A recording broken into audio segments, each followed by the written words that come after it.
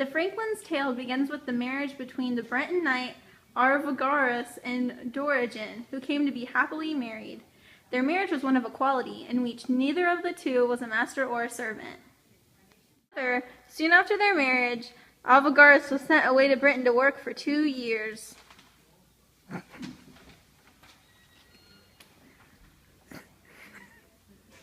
Arviragus wrote Dorigen letters. Dorigen wept for his absence, despite the letters that he sent home to her. Friends would often take her on walks where they would pass the cliffs overlooking the ocean, where they would watch the ships enter the port. Is that him? No. She always hoped that one of these ships would bring home her husband.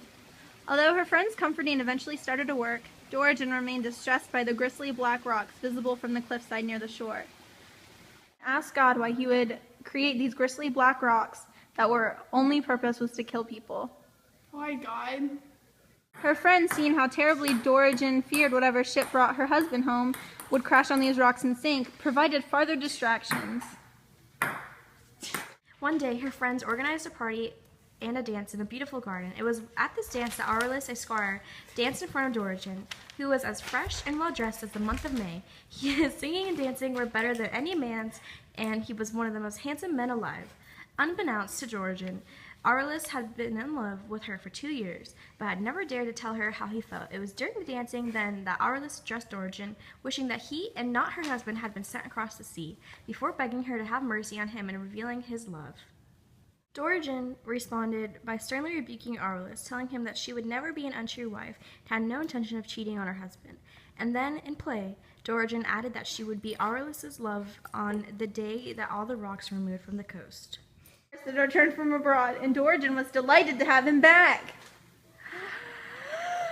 Fast, and Aurelius lay in torment, and without comfort, except that it is for his brother, a clerk, who suggested that he meet a student of law at Orleans, who was versed in the sciences of illusion and magic.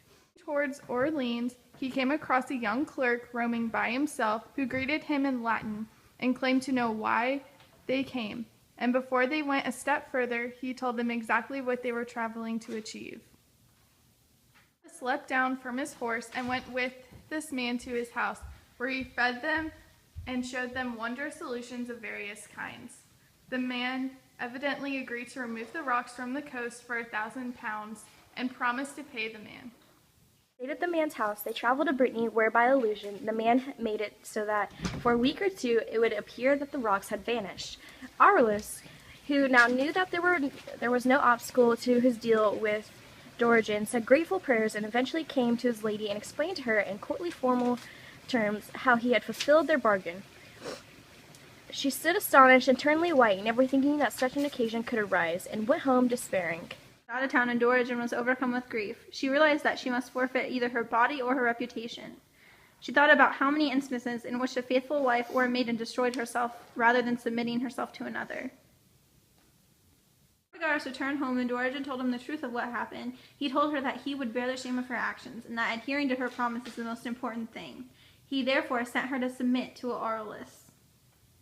Learned how well Arviragus had accepted his wife's promise, Aurelius decided to let Dorigen's promise go unfulfilled, refusing to break the marriage couple's truth.